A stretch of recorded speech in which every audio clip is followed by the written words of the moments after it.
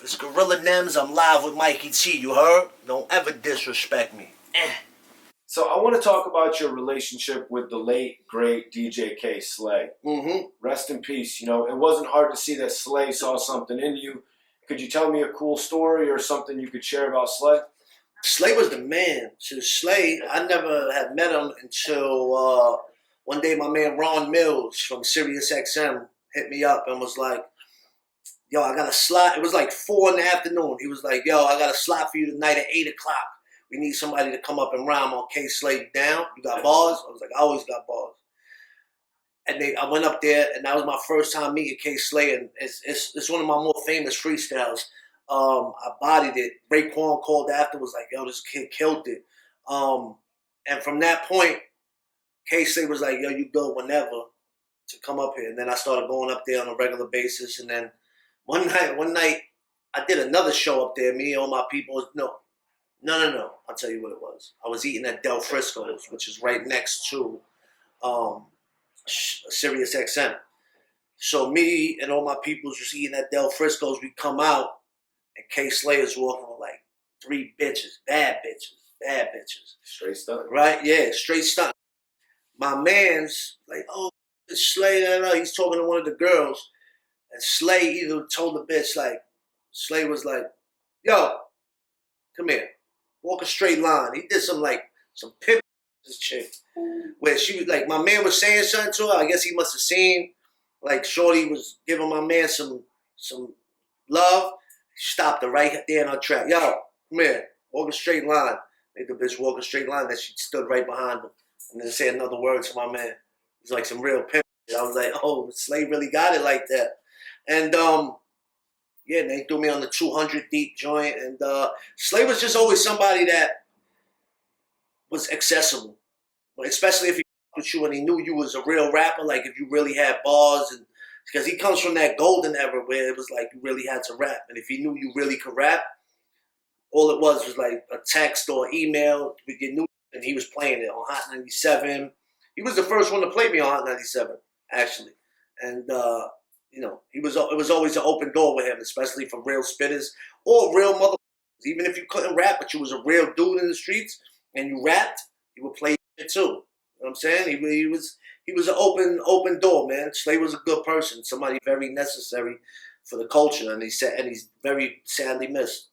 So I want you to tell me about your merch. First of all, the slogan, FYL. It stands for Fuck Your Life. Yep. Well, we started when all of us was rapping, like, and we was just like, yo, what we gonna call ourselves?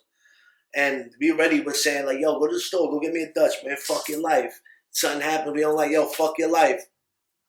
And then we was like, yo, what we gonna call ourselves? I was like, fuck your life. We the fuck your lifers. You know what I'm saying? So I always knew, once I started making t-shirts back early. As soon as I started rapping, I was like, I know people will wear a shirt that says fuck your life. You know, even if they don't like me.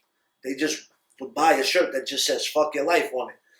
And it was true. I would make shirts and they would sell out. And I always knew that it was immediate. So that, you know, I wasn't a rapper that was going to be like, I'm going to put Nems on my shirt. Nah, I'm just put fuck your life. Even if you don't like me, you might still buy a shirt. And then 2016, I started working sanitation in like 2013. There was a city job. And I was like, I can't, you know, hustle. I already was clean for a couple years. I was like, I can't hustle. I got to be, you know, do the right thing. But the sanitation shit ain't making the money I thought it was. And, you know, you have to work your way up to top pay.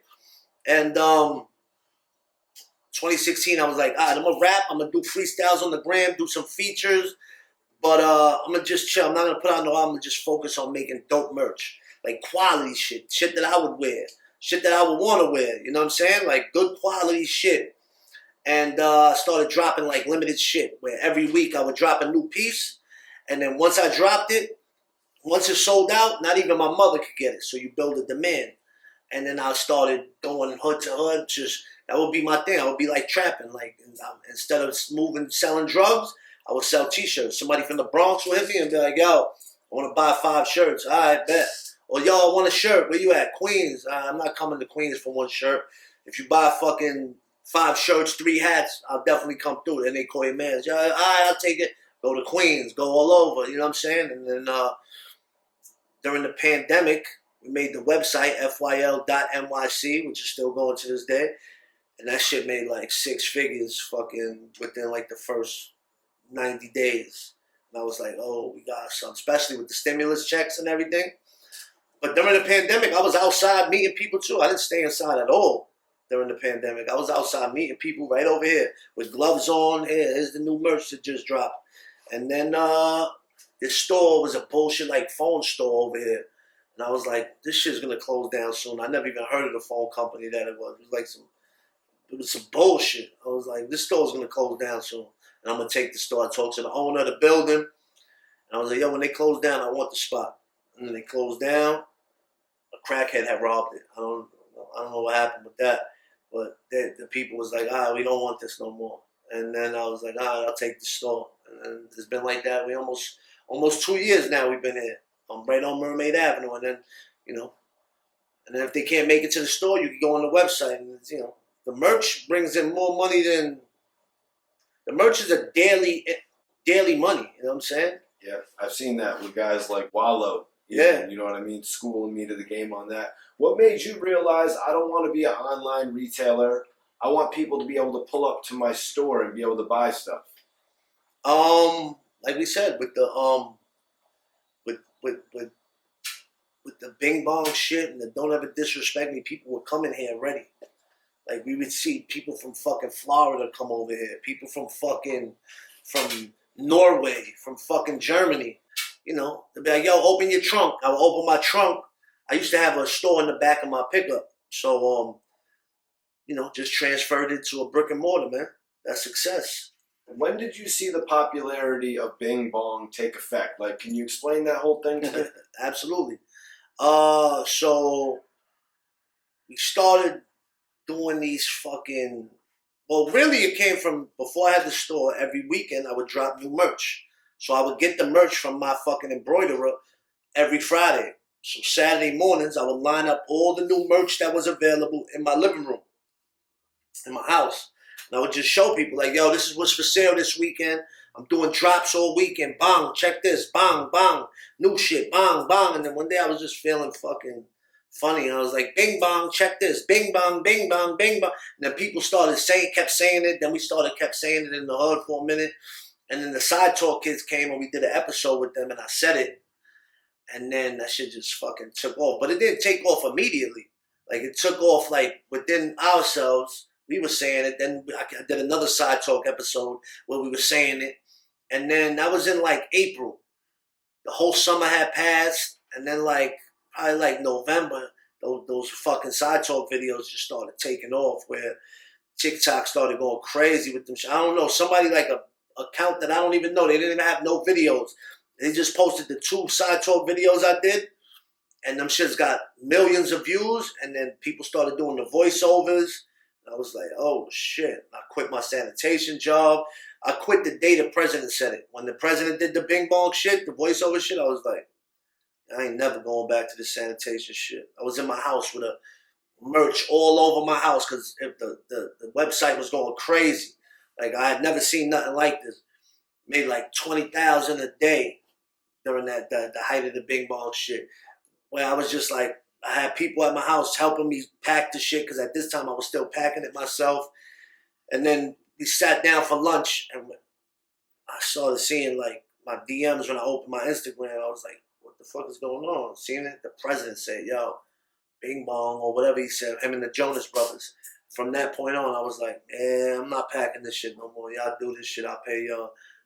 I'm never going back to sanitation. And then I just started getting mad club bookings and fucking strip club bookings where I would make more in one night than I did in a month in sanitation. And then, the money was already coming in with the merch before the Bing Bong shit. And I already had Bing Bong on a shirt. I had the song Bing Bong that was on my album that came out in August. So that was like 2 months before the shit really went viral. So I had the song in place. You know what I'm saying? So everything it was just like worked out perfect timing.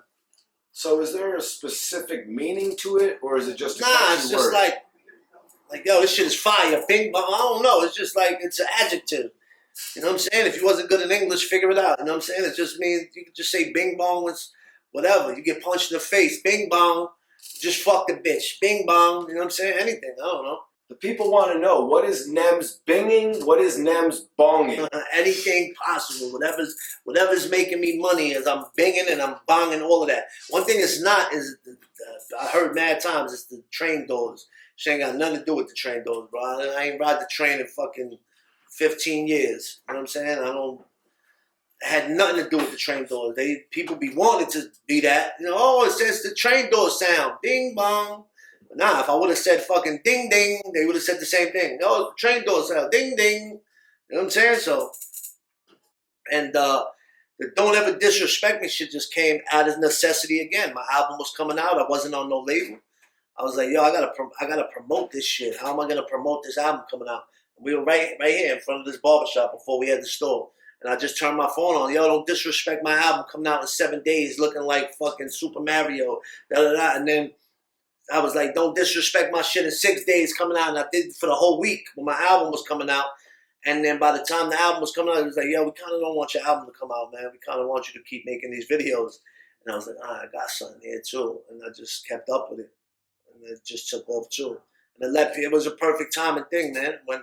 When it's meant to be, when you put in work for so long, man, shit just starts falling in place. When you're consistent and you've been, dedicated to this shit just happens. And I always had mad shit in the stash. Like I had the whole album with me and Scram Jones that got me the 3-album deal with Paul Rosenberg in the stash when the shit was happening. I met with mad labels, Republic, fucking all types of different labels. Rosenberg just came with the right shit. It's crazy. Fucking a decade later, after getting banned from Shady, the same guy that banned me signed me. That's the testament to just keep working with your head down, and the right shit's gonna happen, man.